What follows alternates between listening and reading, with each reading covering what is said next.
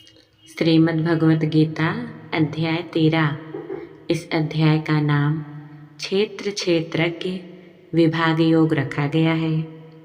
इस अध्याय में भगवान श्री कृष्ण अर्जुन से कहते हैं।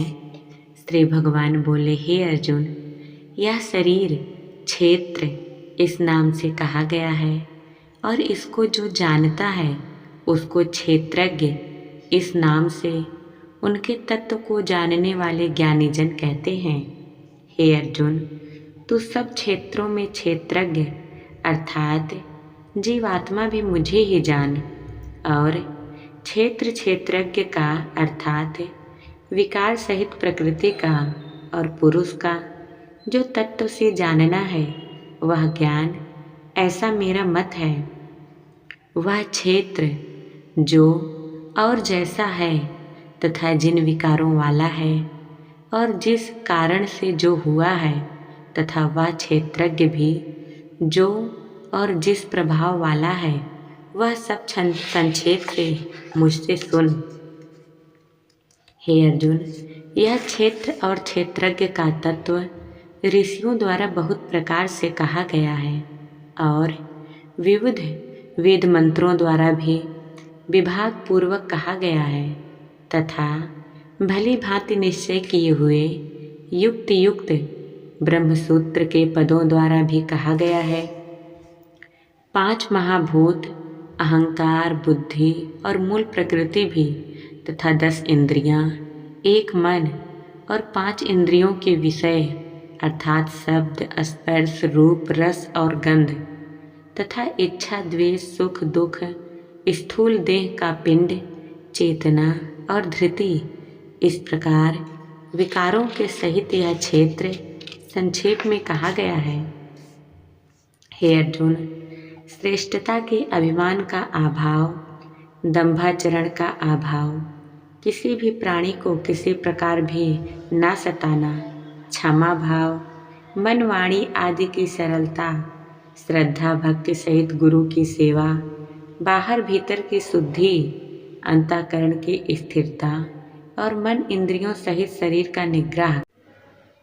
हे अर्जुन, इस लोक और परलोक के संपूर्ण भोगों में आसक्ति का अभाव और अहंकार का भी अभाव, जन्म, मृत्यु, जरा और रोग आदि में दुख और दोषों का बार बार विचार करना, पुत्र, स्त्री, घर और धन आदि में आसक्ति का अभाव, ममता का ना होना तथा प्रिय और अप्रिय की प्राप्ति में सदा ही चित्त का सम रहना, मुझ परमेश्वर में अनन्य योग के द्वारा व्यभिचारिणी भक्ति तथा एकांत और शुद्ध देश में रहने का स्वभाव और विषयासक्त मनुष्यों के समुदाय में प्रेम का ना होना, अध्यात्म ज्ञान में नित्य स्थित और तत्व ज्ञान के अर्थरूप परमात्मा को ही देखना, यह सब ज्ञान है और जो इससे विपरीत है वह अज्ञान है, ऐसा कहा गया है।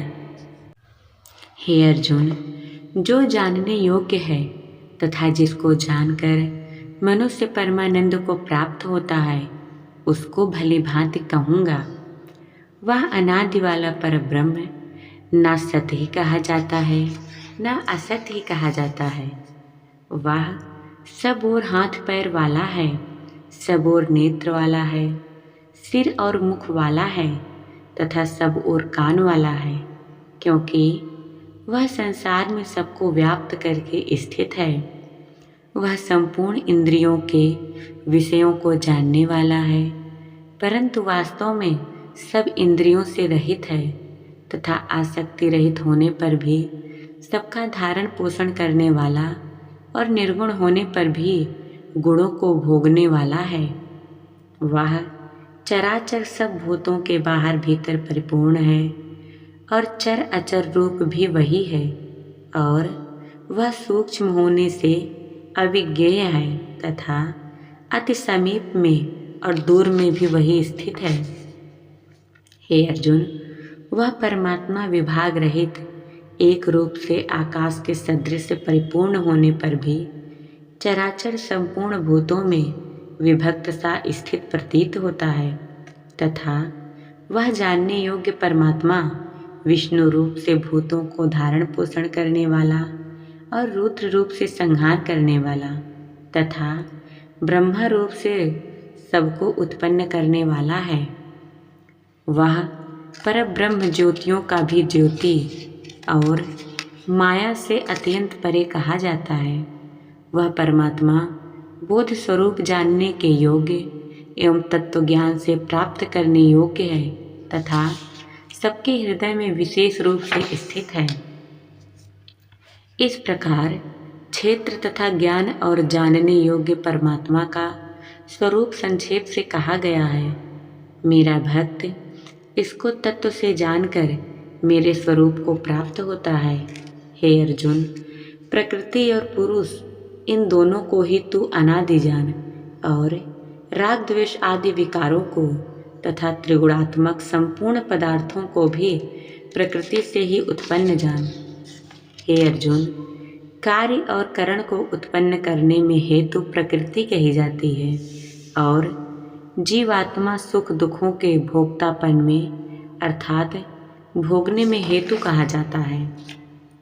प्रकृति में स्थित ही पुरुष प्रकृति से उत्पन्न त्रिगुणात्मक पदार्थों को भोगता है और इन गुणों का संग ही इस जीवात्मा के अच्छी बुरी योनियों में जन्म लेने का कारण है। हे अर्जुन, इस देह में स्थित यह आत्मा वास्तव में परमात्मा ही है। वही साक्षी होने से उपद्रष्टा और यथार्थ सम्मति देने वाला होने से अनुमंता, सबका धारण पोषण करने वाला होने से भरता, जीव रूप से भोक्ता, ब्रह्मा आदि का भी स्वामी होने से महेश्वर और शुद्ध सच्चिदानंद घन होने से परमात्मा ऐसा कहा गया है। इस प्रकार पुरुषों को और गुणों के सहित प्रकृति को जो मनुष्य तत्व से जानता है, वह सब प्रकार से कर्तव्य कर्म करता हुआ भी फिर नहीं जन्मता। उस परमात्मा को कितने ही मनुष्य तो शुद्ध हुई सूक्ष्म बुद्धि से ध्यान के द्वारा हृदय में देखते हैं, अन्य कितने ही ज्ञान योग के द्वारा, दूसरे कितने ही कर्म योग के द्वारा देखते हैं अर्थात प्राप्त करते हैं। परंतु इनसे दूसरे अर्थात जो मंद बुद्धि वाले पुरुष हैं, वे इस प्रकार ना जानते हुए दूसरों से अर्थात तत्व के जानने वाले पुरुषों से सुनकर ही तदनुसार उपासना करते हैं और वे श्रवण परायण पुरुष भी मृत्यु रूप संसार को निस्संदेह ही पार कर जाते हैं। हे अर्जुन, जितने भी स्थावर जंगम प्राणी उत्पन्न होते हैं, उन सबको तो क्षेत्र और क्षेत्रज्ञ के संयोग से ही उत्पन्न जान, क्योंकि जो पुरुष सब में समभाव से स्थित परमेश्वर को समान देखता हुआ अपने द्वारा अपने को नष्ट नहीं करता, इससे वह परम गति को प्राप्त होता है। और जो पुरुष संपूर्ण कर्मों को सब प्रकार से प्रकृति के द्वारा ही किए जाते हुए देखता है और आत्मा को अकर्ता देखता है, वही यथार्थ देखता है। जिस क्षण यह पुरुष भूतों के पृथक पृथक भाव को एक परमात्मा में ही स्थित तथा उस परमात्मा से ही संपूर्ण भूतों का विस्तार देखता है, उसी क्षण वह सच्चिदानंद घन ब्रह्म को प्राप्त होता है।